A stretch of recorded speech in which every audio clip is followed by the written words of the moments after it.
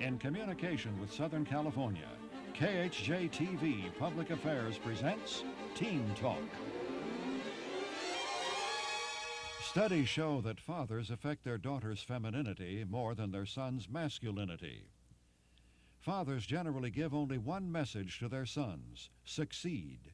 But to their daughters, it is usually career, motherhood, or both. Research indicates that the decline in self-esteem among girls is due to the loss of a father's love and acceptance. Fathers who do not change over the decades can give daughters an unrealistic idea of what men are. A father plays many roles, including breadwinner, disciplinarian, authority, and boyfriend. A daughter observes him through her child's eyes and needs, sometimes realistically and sometimes fancifully.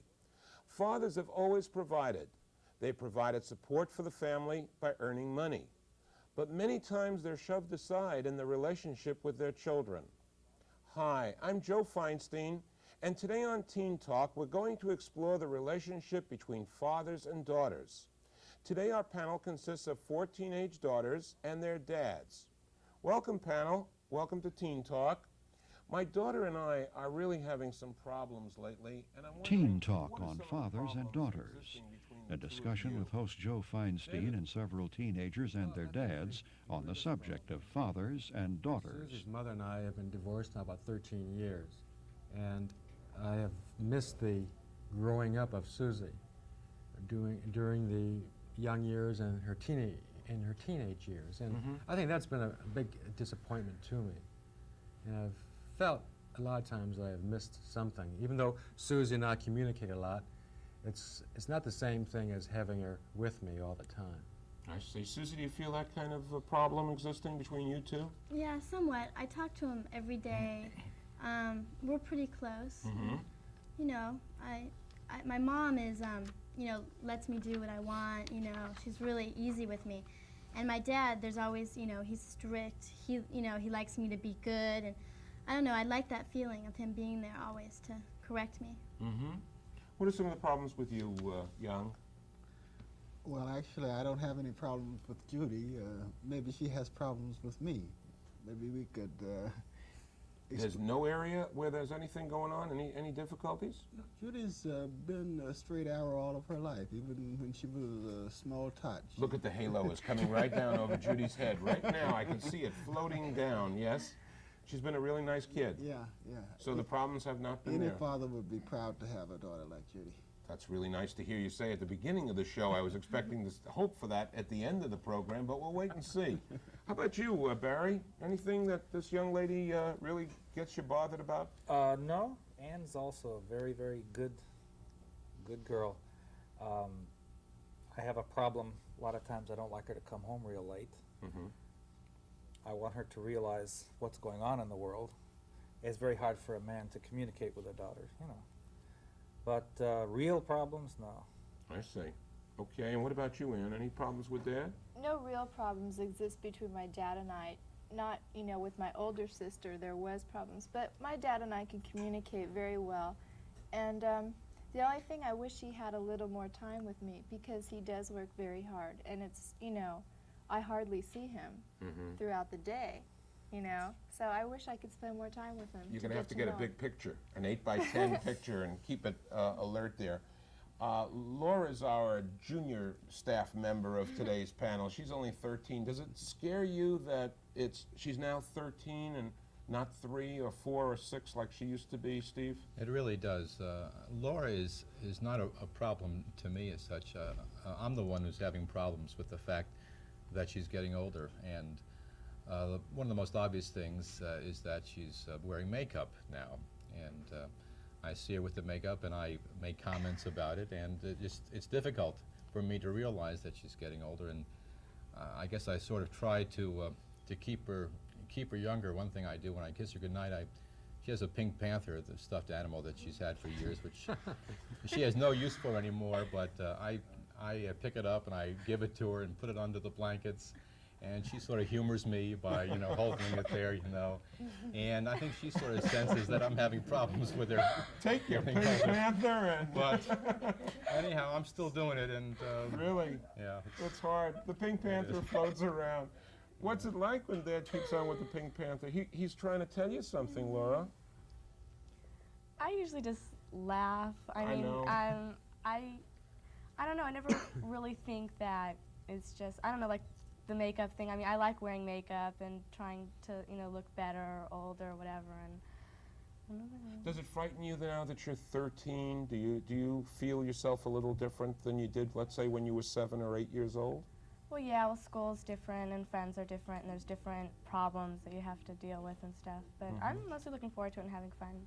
With Judy, the makeup was okay, but I just didn't want her to put on too much. When they're so small, they just pile it on and on and on until they look like a painted lady. Well, I wasn't wearing makeup when I was 13 either. You I weren't? started wearing lipstick when I was 15. 15 for lipstick, makeup at... Oh, more came along gradually. I don't know. How old are you now? 18. 18. Do you feel the 18-year-old effect in your life? No. Every birthday I feel the same as I felt the year before. But you're a little bit older. Yeah. Only a day, though. Uh-huh. What bothers you most about your dad, Ann? I mean, if you have to pick out one thing, what would you say? Well, It cannot be revealed. sometimes he gets a little wrapped up in his hobbies. And he really gets into his hobbies, and he just, God, I can't even explain it. It's just, right, Dad? You Right. just, he doesn't have any time for me. He's always with his hobbies.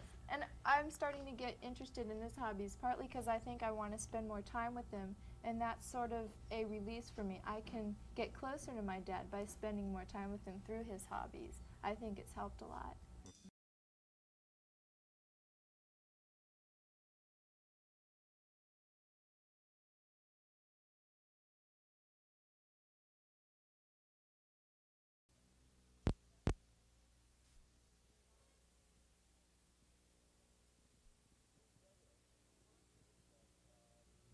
It seems evident from my research that the two areas that fathers affect their daughters most in is their sexuality and their choice of careers.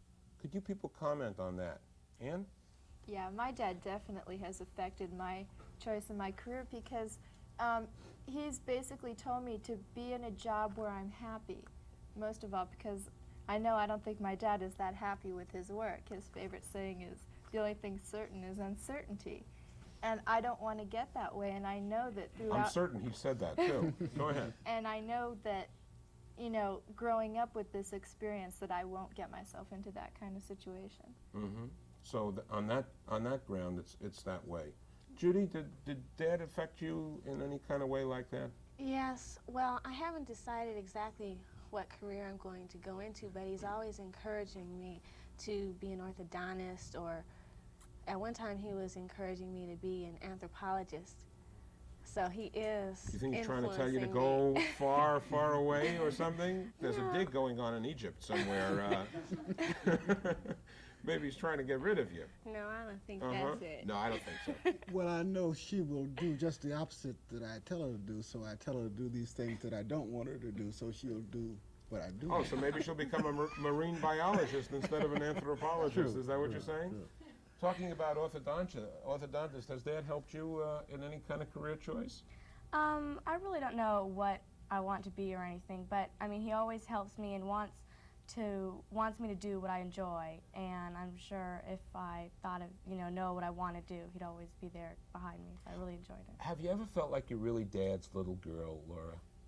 No, that's more my sister, because Really? she's younger than I am, and sometimes I feel that he's more of his little girl than I am. I see. Pink Panther or no, it doesn't matter.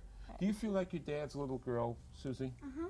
Really? Because I have an older sister, and I was the one who was always closer to my dad. And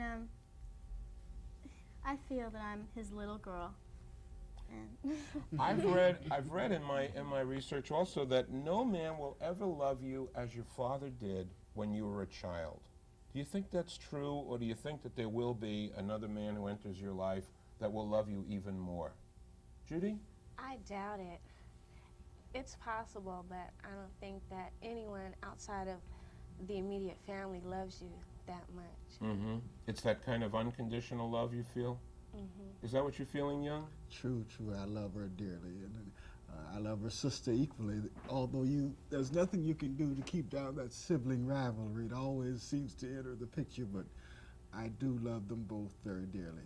I know. For me, it's like when we adopted our 2 children, and when I'm attempting, we purposely adopted a girl first because I really thought that I could give all this kind of love and affection to a daughter. I thought it would be so much easier, but right from the beginning with Susie, it's been a question of kind of pushing away, and her needs for affection aren't quite the same as with my son, who just craves affection and loves all the snuggling and the hugging and all the kissing and that kind of stuff. Have you noticed that too, Barry? Is it true? How many children do you have? 2. 2. I have 2 girls. 2 girls. Is there one that's a little more affectionate and one that isn't? Each in their way. Mm-hmm. Each in their way. I'd say my oldest daughter, seems like she grew up quicker. She was out of the house quicker. Anne, I think is, well, they each had their own way. Mm-hmm. I think Anne is maybe a little bit easier for me to raise, easier to get close to. When I had my first child, I was only 21 years old. That's kind of young. Yeah, I really wasn't ready to. When she was dating, I was still, not that. Do you think you girls will be choosing guys that resemble or not resemble your father? What do you think? What do you think, Suze? I have a boyfriend, and they have a little bit. They do the same things. I don't know. I don't know. Mm-hmm. I really don't know what. What's the trait in him that you like the most in your boyfriend? That I like the most? Mm-hmm. Everything. Everything? Everything. Boy, this lucky boy is getting a whole wonderful. Any one thing that stands out though? They're both bossy. Both your boyfriend and your father are bossy people? Yeah. So there are They similarities. like me. I mean, they tell me what to do, and I have to do it. I mean, I feel like I have to do it. When they tell me something to do, I'll listen. That's how I feel. Uh-huh. Without a whip. No whips are necessary in your. Uh-huh. Do you think you're going to find a boyfriend with similar traits to your father, or is it going to be someone different? Well, I have a boyfriend right now. You do? And, Oh. I mean... They mature fast in 1983. Make-up boyfriends. Yes? Well, they're not alike in that many ways. Just, I think my dad's really funny. I think he has a really good sense of humor, and my boyfriend too. He's funny and. So you appreciate a sense of humor? Yeah. I like Say something funny. The Pink Panther thing was pretty funny. I thought so too.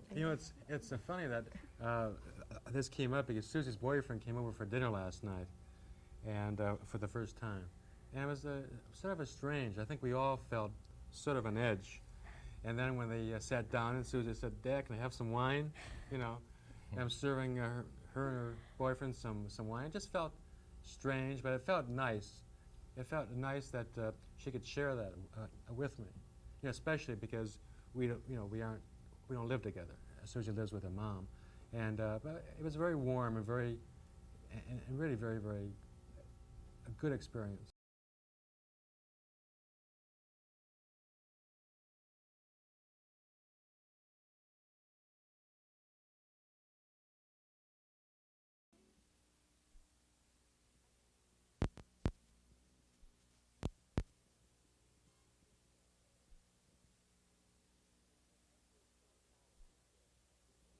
A professor of psychology said, the only way a father and a daughter can part is when they acknowledge how much they love each other. As long as they're mad at each other, they can't let each other go. Can any of you relate to that statement? Laura? Well, I remember one time where my dad and I had an argument. It was at night, or there was something that he said that really bothered me, and I was going to sleep. And I was really upset. My mom came in. I was crying, and what's wrong? And I just said I had an argument with Dad, and then she called him into my room, and I told him what was wrong. And then after that, everything was fine. But I just couldn't go to sleep until I knew that everything was okay and we weren't still in an argument. I think it's neat that you recognize that you had the fight and that you really were restless until you got it off your chest and were able to communicate to him. Do you know that there are times when you really bother her and, you know, from whatever reasons or whatever, and that she bothers you too? Well, at times I do clue into the fact that I'm coming on strong. I mean, I think that I'm being rational and what I'm saying needs to be said and she needs to hear it. But then sometimes later when I see that she reacts and she's hurt by it, I look at myself and find that maybe I did come on too strong. And then I deal with that, work that out. Do you realize, for instance, at times, David, that you're a little too bossy with Susie, or that you're making demands on Susie that she really can't cope with? Oh, I think so. But that's just the type of person that I am. I'm that type of a person, and I think she's learned to accept me by this time and in her life. You're pulling the string in the back of her neck which says yes, yes. Yeah, and she She's knows going when yes. to really hop to it and when she can just roll with it. And I think we've just learned that over the years. Are you gentlemen realizing that you've got growing, viable young ladies who are one step away from becoming their own person very, very soon? Barry, do you realize that with your daughter Ann? Yeah, I realize it. What is it? How does it feel inside? Well, to me, it just happened so fast. Anne grew up very quickly. My first daughter grew up very quickly. And I think Anne is just about complete right now. She's got a mind of her own. She's a very strong person. And I'm very proud of Anne. I don't talk to Anne like a child, do I? I don't think I do. No. And I don't treat her like a child. I'm far more permissive with Anne than I was with my first. My first daughter had a lot of deadlines, when to come in, when to do things, when not to do things. Anne accepts responsibility, and I think Anne pretty much knows what's out there. Certainly not because I'm such a terrific educator. But the kids on campus, your campus, all of them, they're living in a much more dangerous environment than we ever had. More drugs, more garbage, more. And Anne seems to know. I think Anne could spot a rattlesnake if she sees it in a flower patch. And Poor Dad. yeah, and it's I'm proud of her. Yesterday, Judy turned 18, and to all points and considerations, she is a woman, recognized by all the laws of the state and so on. Does it seem like she's a woman right now, or is she still your little girl? Still that? Well, it takes more than 18 years for a human being to grow up in this society. So she's still her father's daughter and needs more educating before she's cut loose and released into the world to fend for herself. And I hope she will someday be an independent individual. That's what my wife and I have been working for all these years, to build a happy, constructive, useful citizen. That's really neat. I like the way you said that too, Young. That was very lovely. How about you girls? Do you see your fathers as men with their own needs for affection, their own sexuality, their own sense of being who they are as a man? Not just your father or dad, but as a man. Yes, just the definite breadwinner of the family. The ones with the demands, the ones with the restrictions, the ones that the ones that just are under so much pressure. The breadwinner. That's how I see my dad. And you take As a very masculine figure. very masculine figure. Yeah. Okay. And you too, Laura? Do you see your dad as Steve, you know? Yeah, I mean, more recently, too. I mean, I can think back where it's just a father, daddy, whatever. But now I see him more as a person, and he's got problems with, you know, his jobs, and then everything's at home, and I see him more as... Could you girls talk to your fathers for just a moment and tell them what they mean to you? For just a second. Susie, would you turn to your dad and just tell him who he is and what he means to you? He's my daddy, and he means everything in the world to me. That's And I very love nice. him. That's nice. Yeah. Judy, tell your father what he means to you. Daddy, I can't even express everything you mean to me, and I love you too. Thank you, darling. Take him when you get him. Take him when you get him. Laura, tell your father something nice. I think you're just the best dad in the world, and I love you very much. Say something nice to her back, Steve.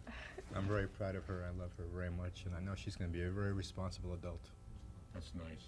That's nice. I see a tear forming in that beautiful gray eye of yours. Ann? Well, even though I don't get to tell him that I love him that much, I do love you. And he has a lot of pressures, and we don't get to Talk to him. each other that much. But both him and my mother, there will be nobody that can compare to their love that they've given me throughout my years. Mm-hmm. I'll give you a hug.